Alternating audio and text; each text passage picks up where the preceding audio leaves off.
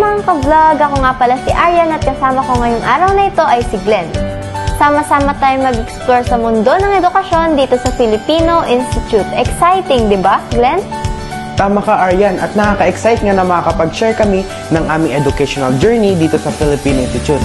So tara, let's go! Unang-una sa lahat, gusto namin ipakita sa inyo ang iba't ibang programa dito sa K-12 sa Filipino Institute. At saka nga pala guys, meron tayong 4 na modes of learning na pwede natin pagpilian sa ating pag-aaral. Tama yan, Arian. Ang una nga dito ang face-to-face learning. Dito, makakasama ng mga estudyante ang kanilang mga guro at makakaranas ng traditional na klase sa loob ng classroom. At ang pangalawa naman ay ang virtual learning. Pangatlo naman ang blended learning. Tanghuli naman ay meron tayong homeschooling. Ang saya talaga ng magpipilian dito sa Filipino Institute, no? Tama yan, Arian. At meron nga tayong additional services katulad na lamang ng tutoring, counseling at marami pang iba. Isa rin sa mga pinakamahalaga dito sa Filipino Institute ay ang malasakit ng mga guro at staff sa atin. Mararamdaman talaga natin ang pagmamahal at pagsusuporta nila sa ating pag-aaral.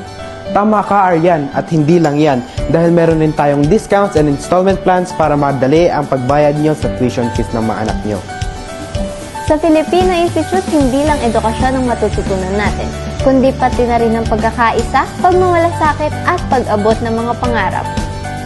Tama ka, Arian. At kung naghahanap ka na eskwelahan na magbibigay sa iyo ng puno ng oportunidad, dito ka na sa Filipino International Private School. Bye guys! Bye! Kita-kita ulit tayo sa next vlog!